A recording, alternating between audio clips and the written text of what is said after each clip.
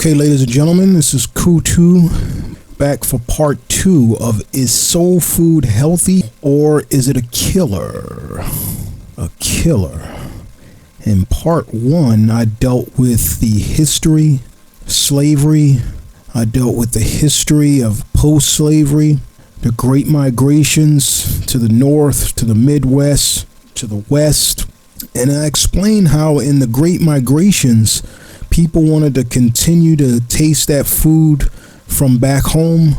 And so how, African Americans always have this spirit of entrepreneurism. African Americans opened their own business. They did things for themselves because they couldn't get it from anywhere else. So they began to open restaurants, soul food restaurants in all these different cities.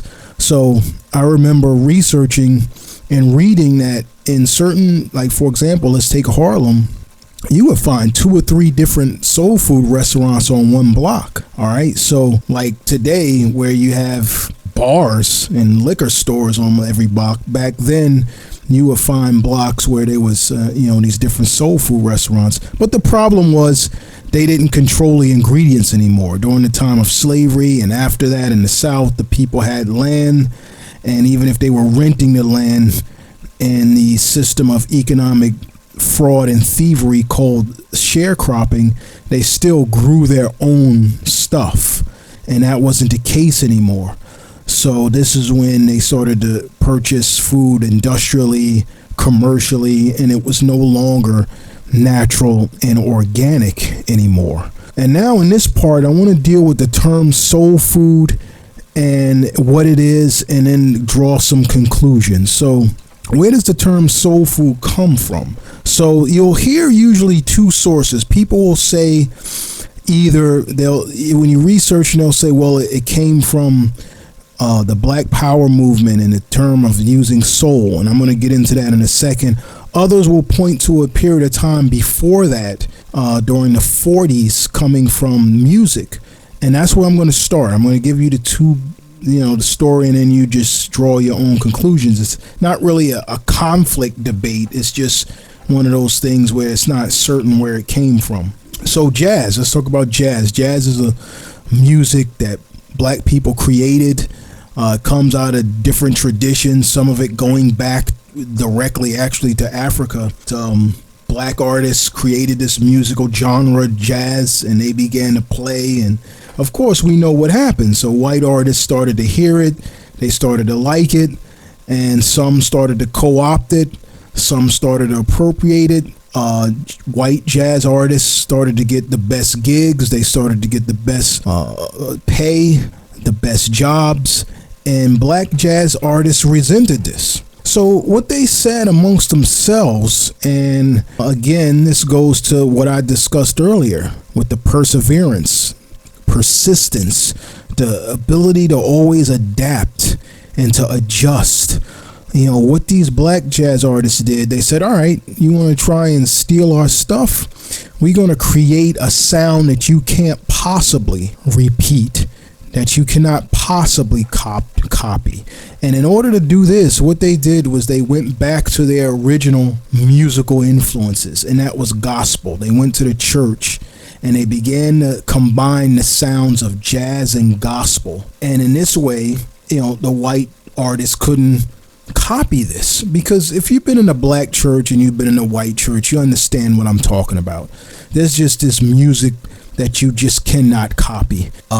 There's all sorts of reasons why there's a tendency for people of African descent to have a certain music. That's a whole entirely different topic, but that's what it was. So they combined this gospel and jazz, and they began to call it soul music.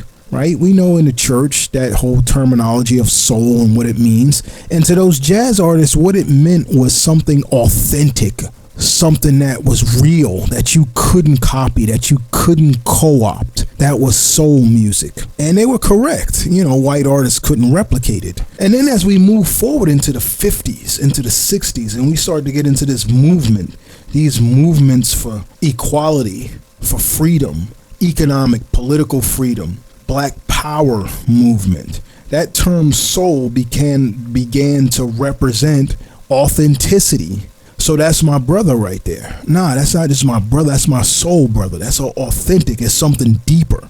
So they would call each other soul brother, soul sister. All right. Music, soul music, music that was good for the soul.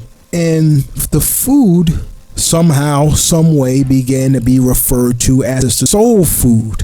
Music that was good for the soul, food that was good for the soul. Some say the poet Amiri Baraka pioneered this term through his poetry. This yearn for soul food, some authentic, real food. And again, if we go back to when I gave you the information on Southern versus soul food, Southern food, even though it might be similar contents, it lacks what soul food is. That authenticity, those spices that come from back in Africa, mixing different things, mixing different vegetables. So what is it? What is soul food? It usually is based around today some sort of major meat, chicken, pork, fish, beef. It might include turkey nowadays. There's always some vegetable side dish, always a green, usually collard greens. That's a big one. But there could be mustard green. It could be turnip. It could be kale.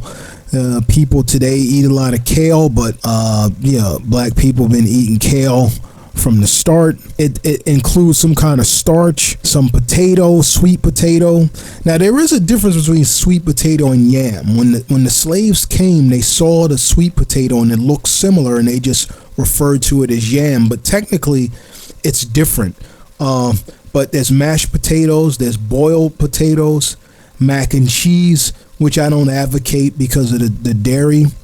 And some sort of legume, bean, black-eyed peas is a big one. Green peas, string beans, corn, which is that's the Native American influence there, the corn. And then there's some sort of dessert. Now the dessert might be sweet potato pie, banana pudding, peach cobbler.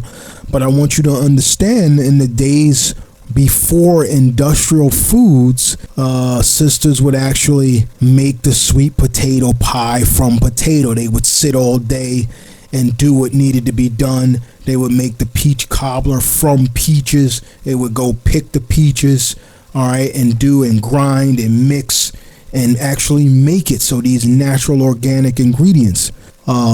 So in this way, it was natural. But as we get into the era of industrial food and preparation, and instead of making a sweet potato pie, let's be honest, what do a lot of us do today? We go to the store and get a sweet potato pie with preservatives in it, with all kind of crazy sugars in it, with all kind of other chemicals in it to keep it fresh. How long has it been on the shelf?